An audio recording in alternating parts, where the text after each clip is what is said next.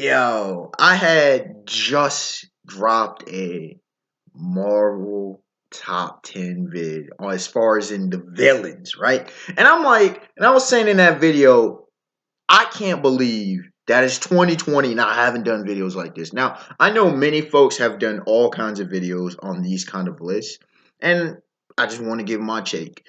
And I was getting so hyped for that video that I'm like, yo, two of these characters are in my like top 10 favorites and whatnot. Number one is definitely in. That's for DC. I love me some Marvel, don't get me wrong, but that was definitely DC in this video. So if you watch it, like, bro, I don't cut, I don't do all the edits. It's just raw passion, motions, all that good stuff. Now, understand out of these lists, I try to be as objective as possible. Some of these are some of my favorite characters. Why wouldn't they be? Because there's all-time great characters, all-time great villains. But some of these, I try to make the list most reasonable. I might not even be a fan necessarily of some of these characters. But let me know what your list is. Am I saying mine's 100% accurate? No, but I tried to get as close as possible. If, for example, Ra's al Ghul, Ra's al Ghul, however you want to say his name, he ain't on this list. To me, he's not even arguably a top 10 Batman villain. But if you have him on your list, please let me know your reasons why. We can debate. We can discuss that. I want this to be a free speech platform. You know, I want to hear what you honestly have to say because some people educate me on some stuff. We can't know everything, right? Please be respectful and please be civil. But I want to hear what you have to say. What is your list of the top 10 villains? Do what I have on this list, make it on your list. Let me know. Without further ado, coming in at number 10. And yes, I will be explaining why each of these are on this list. Coming in at number 10, Bane, who I have as the second greatest Batman villain. The greatest rogues gallery in fiction history. Bane! Bane, listen, from a conceptual, psychological, philosophical, Bane's damn near the perfect villain. Alright? If you have Bane as your best and favorite villain, I ain't even mad at you. And please, do not bring up the absolute garbage and sham that was The Dark Knight Rises. Don't do that. Don't do that. Alright? That was not Bane. That was another character. It would be another universe. Man, I ain't gonna hear that, bro. That was disrespectful. They didn't have the Venom. You don't have to have him. He doesn't have that in every storyline, but he's known for that. But the thing is, the fake animal kiss. Get that mess out of here. Bane, intelligence mixed with brawn. He's the poster child. He is what, milk carton, straight up, grade A, post on the wall, TV, dictionary definition of brains meet brawn. He came from literally the gutter. He came from being born in a prison, training his mind and body. He deduced Batman's identity with no evidence. He pulled some Tim Drake shit. How do you pull some Tim Drake shit? Mr. Red Robin himself, the third Robin. Batman level deductive capacity. And on some kingpin shit, he's like, I'm not even going to expose that. I'm going to throw this man through the gauntlet. Yeah, maybe I can beat him, but I'm going to lay him down like I'm a general, bro. He unleashed Arkham Asylum. And yes, I'm referring to the Nightfall storyline, one of, if not the greatest comic book storylines ever. People need to put respect on that storyline's name. You don't introduce it, bro. One of the greatest introductions of a character ever. One of the greatest story arc short character ever. And then recently they brought him back with I Am Gotham kind of stuff. Bane orchestrating and pulling the strings of everybody. Everybody! Including the Joker. Including the Joker. This dude here is on some next level stuff. In a different light, bro.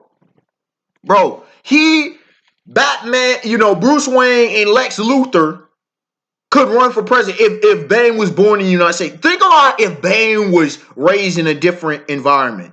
Think about that. Where environment actually does matter. Nurture actually does matter. The nature of this man. The concept. I mean, you could go spend an hour just dissecting this entity. We're not going to spend that in this video here, but y'all know he deserves to be on this list. Some could argue much higher, but there is some more iconic character. There are some more iconic characters on this list. This is why. But to me, casually, top 10, without question. No matter where you rage him, he got to be there, bro, for me. Coming in number 9, Trigon. Now, may not be more as well known as Bane. Maybe, maybe not, depending on who you ask. From the Teen Titans cartoon series, the fact that Teen Titans, he was the big boss. Level 100, big boss. Trigon. What do I need to say? He's got the power. He's got the whole demonic heritage. Bane, you could have used in pretty much any type series. Trigon is another one you can use in pretty much any type series. I don't care if it's horror. I don't care if you're talking sci-fi. I don't care if you're talking fantasy. Trigon is the big boss, the big bad.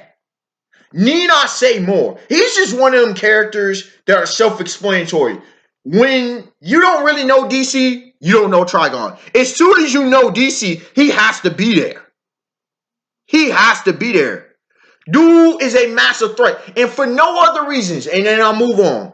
Injustice. The Injustice storyline, how he was battling. That's all I need to say.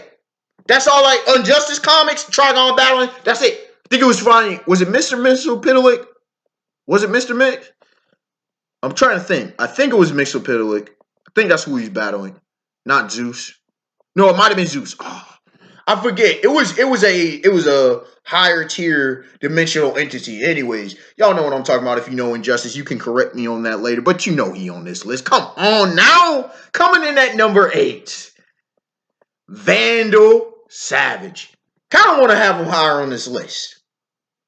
He's just not as much of an overall threat. But my gosh, a Justice League level threat.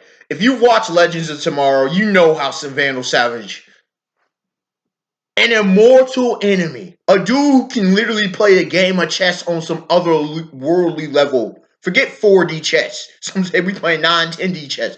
This dude can make moves that set up for centuries later. This dude was literally the classic villain manipulator who could get in positions of power and structure to the way that he wants it. He can get wealth anytime. Why? Because he's lived damn near long enough. And he knows it. And he plays that to his advantage. How many people have abilities and don't play it to their advantage? Rhino, Sandman, if we're talking Marvel Comics. You know, Booster Gold should be better than he is, but isn't. Because he's just a fuck up. That's what it is. When it comes to a dude, oh my gosh, when it comes to a dude like this with Vandal Savage, I mean, you can do so many stories with him, honestly. You can do, and they're all good. They're all good. And the funny thing about him as a villain is you can have him in so many type of ways. You can have a barbaric side. You can have a schemer side. The schemers, as the Joker in the Dark Knight would talk about, right? You could have so many ways that you portray him. You could have him go through the Lazarus Pit. You could have him be doped up. Like, so many different alternate versions of Vandal Savage. And they all pretty much come out well unless you have a trash-ass writer. Unless you just say, oh, he's just a man. Dog, you can't live immortally and not be more than just a man unless he's a complete retard. So, Vandal Savage is a great concept. Generally great execution. Whenever he pops up, you know shit is serious, right? We moving on. Coming in at number 7, Deathstroke Slade Wilson. Now I know Deathstroke has a lot of fans. And, I mean, listen, no matter what you think, no matter which version of him you prefer, Deathstroke has an impact. Teen Titans, he was the first major antagonist / villain in that cartoon series. The Teen Titans, the comics, he's classic. I mean, he's going up against Batman. He's going up against Nightwing, Dick Grayson, pretty much all the Bat family. I mean, Suicide Squad, Justice League. He's 80. He's that dude. He's a top tier mercenary. When people think of mercenaries, it's him, maybe Bullseye. I know people are like on that Deadpool craze, but let's be real. Classically, Deathstroke is the dude you think of. I mean, look at his whole look. He's powerful and stuff, but then he has the armor. He's got the weapons. He's what it is, bro. He's just he embodies dangerous. His mind was enhanced. Everything about him just screams. This dude, when Deathstroke's in town, he can fuck shit up. I don't care who you are. He's a threat to everyone. And when you're a threat to anyone, you're top tier. And it's not about just power, it's skill. It's everything of a warrior, of an assassin, that kind of thing. It goes into the primal nature of, damn, am I safe? And I hear that from a lot of women. So you play with that. You know, if he your homie, you know, the classic, you know, your enemy of my enemy is my friend. I want this guy by my side. I don't want to face him. I want him as my brother. I don't want to face him on the front lines. You kidding me? It's classic stuff, man. You know, and you can go more into his character, but to me, he deserves a spot at least at the table, discussion at the table. But you know, I can't have him higher because there's some other characters who are more iconic or more of a threat level. And yes, Brainiac's not on this list, by the way, in case you were wondering. Coming in at number 5, Darkseid. What can I say that hasn't been said? The embodiment of evil, multiversal, apocalypse ruler, the new gods. Darkseid is just classic villain. Intelligence, manipulation, strategy, tactics, pure brute strength and power. I mean, come on. When you're fighting the anti-monitor, you know you bought that life.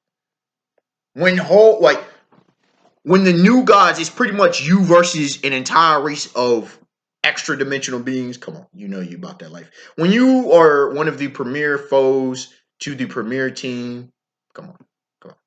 When Superman versus Darkseid always gets buzzed, come on. Come on, bro. Even if you don't know comics, you know Darkseid. Because he's just that iconic. Easily deserves top 5. But I don't think he's the best villain in DC. You know, he's just like if Trigon's that level 100 boss, Darkseid is that boss above bosses. He uses like 3 Trigons on if we're like playing Yu-Gi-Oh or something. But so who are the better ones? Coming at number 4, Black Adam. That's right. We're gonna put respect on the antagonist of Billy Batson, Captain Marvel, these days Shazam. Black Adam. On some straight Dr. Victor Von Doom status from Marvel, ruling his own nation. That right there. Nation above everything. That right there puts him on some next levels. The power. Can beat pretty much any of your top heroes in the DC universe. Come on now. Or at least throw hands, depending on who's writing it. He's defeating Superman, Kal-El, and pure strength. We ain't even talking about his powers, bro. He's more experienced and he's better than Billy Batson because Billy's only 12. This man's been living since, is it Egyptian times? He was in Egyptian fair. Like, the man's immortal. He doesn't, like, you want to talk about broken. The definition of OP, definitely, and potentially broken, it's Black Adam, bro. He has all the abilities and powers, bro. He's backed by an entire pantheon, and they love his brutality. Lived a long time on some Vandal Savage stuff. Like, he's Vandal Savage on steroids, potentially. Think about that. Vandal Savage made this list. And Black Adam's an even greater version of that. What more needs to be said? Coming in at number 3, Sinestro. I didn't even know that much about the Green Lantern lore. But many folks don't, but they know Sinestro. Even if they can't tell you about who all the Green Lanterns are, the original one, Alan Scott, who didn't have a power ring. His was I don't want to say Heart of the Universe, the whole oh my goodness. It's been a minute. But then you had, of course, my dog, my favorite Green Lantern, who is the greatest of the Green Lanterns, Hal Jordan, first of the Green ring wearer from Oa, Willpower Baby. Then you, of course, you had John Stewart. Then you had Guy Gardner. Then you had Kyle Rayner, Jessica. Oh my goodness, why can't I think of Homegirl's name right now? Jessica and Simon Baz and all that. Here's the thing: Sinestro, former Green Lantern. Come on now, he fell. You know, the whole thing that happened is people started an entire Lantern Corps, right? Parallax, that whole thing. The dude, I mean, from his intellect, his power, his threat level, you know, his charisma. He and Hal Jordan are those dudes, man. They're literally two sides of the same coin. Think about that. The greatest of the Green Lanterns. To not have Sinestro as a top three DC villain is, to me, it would be a complete travesty. At least top five. You gotta at least have him top five. Sinestro's impact. I mean, come on, bro.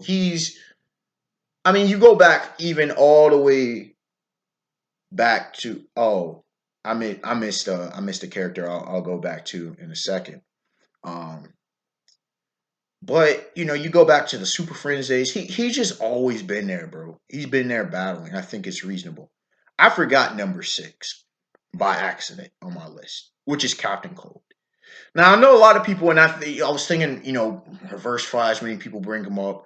Listen, bro, Captain Cold. He's one of the OG villains of the Flash. Classic concept. You know, just regular guy with the cold gun. That's what people think, but he's intelligent as hell. He's a bit. Every representation of him is phenomenal. Legends of Tomorrow, even though he's more of an anti-hero there, versus Flash and the Flash TV series. Come on, bro. Leonard Snart is that dude. If you know Captain Cold, I mean, you would think Flash would have no problems with him, but Cold is, I mean, his reaction time, to be able to react to Flash is incredible. The planning, the plotting, you know, he does things for real. Cole embodies what a villain is on so many regards. And, you know, he's not overpowered and stuff. And I think that has to do something on this list. A lot of these great villains that people think of, oh my gosh, you gotta have the power to be able. Cole's like, no, no, no, no, no. I'm going to use my ingenuity, my wits, my mind to overcome. Like this was Survivor and whatnot. So yeah, he was number 6. Sinestro was number 3. I just wanted to mention that. I knew the list was feeling a little bit short, so I had to throw that in. Give some Cole some love. Got to give some of the classics love, guys. Coming in number 2, y'all shouldn't be shocked. Y'all pretty much know who it is. Lex Luthor. Some consider the greatest. Listen, bro, iconic. I mean, if you're the main antagonist of Superman, Kal-El, you already know you're gonna get, you know, the shine and the time, showtime, baby.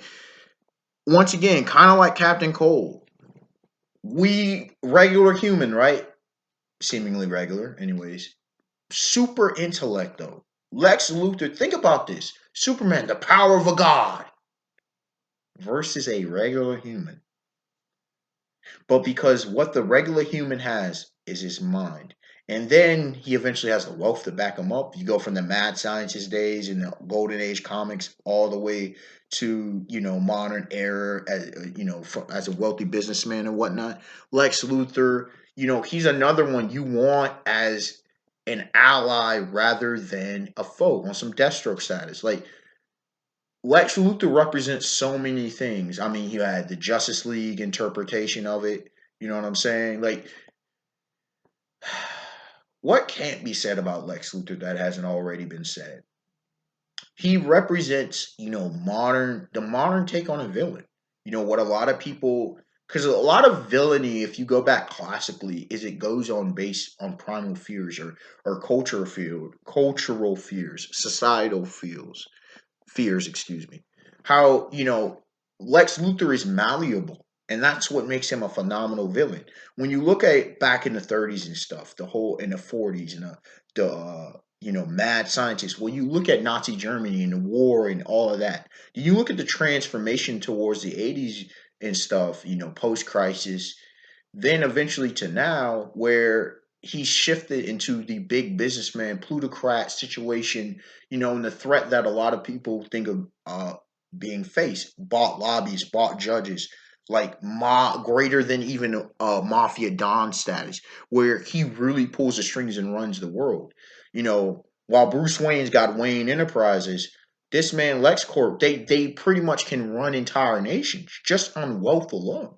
And while they're not political inherently, they're economic. They become a political entity because of their impact on the world itself. They can bring the world to a standstill, to stop that level of power. Okay, sure, you can kill him, Kal-El.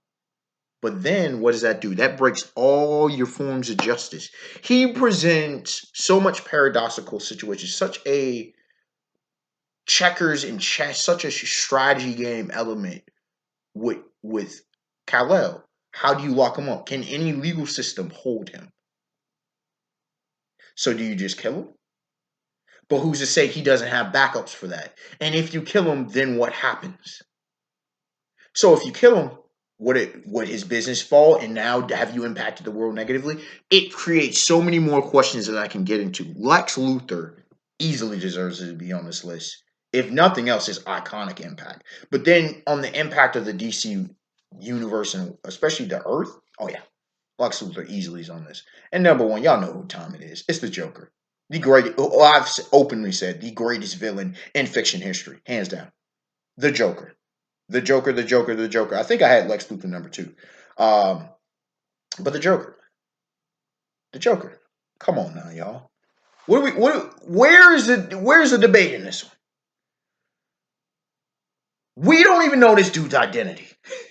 That right there is intrigue. The whole thing of the complete psychopath, the potential psychotic Joker, the comedian, the multiple personality, and in there the three Jokers, which we still need that plot line solved in DC Comics. Joker's history, he goes way back, the whole Red Hood thing, and then the situation of the impact with Jason Todd, and I mean every iteration, Heath Ledger's Joker, which will never be touched. Hey, the Joker, man, the gangster, the psychopath. I mean, the Joker is literally the embodiment of a villain. He can be an anti-villain and even an anti-hero in some cases, and in some alternate versions, he's been made a hero. But the Joker, the intelligence, the just the face of a clown, of a warped, twisted clown. Once again, the primal fear, the fear of the unknown. What is this person really thinking of? And this person emotionally, it's almost inhuman, right? Add on top of that insane intelligence, utilized in a very warped, perverted, twisted, corrupted perspective. But for one end, we don't know. Creating chaos for the sake of chaos? For his own ends? The mystery. That's what's so dangerous. Is because the Joker, okay, you take out the Joker, but was that what he wanted you to do? On some injustice status. Look what happened to the injustice world just by taking out the Joker. He's the linchpin. I've always said you can't Batman needs the Joker because the Joker is Batman without any moral, just no holds bar. I mean, we have the Batman who laughs. Come on now. We have the Batman who laughs to just further validate my point. But the Joker, man, without the Joker, Batman's crossing the line. He's not coming back for it. And some people bring up every time Batman has power. Every time Bruce Wayne, he gains power, he is corrupted. The Joker, man, the Joker is that foe. He's that test. And the Joker, you could say he's somewhat an embodiment of, the product of Batman, the existence of Batman. He's a necessary evil. Because he's what am I without the bats? What is he without Batman? And it's a sick, sinister thing. Then the whole thing with Harley Quinn. But then again, why would a woman get caught up in that toxicity? And it brings forth other questions as well. But regardless of how you do it, the Joker to me has got to be the top, bro. If you have somebody else, please let me know and explain. Unexpected Wonder, like, comment, subscribe. Tell me your list and give me your reasons. I want to know. I want to know what people think and why they think it that way. And until next time, y'all, have a beautiful day, beautiful night. Peace. Give me more suggestions, what you would like to see from me. And yeah, we'll see what comes. Stay safe, everybody out there.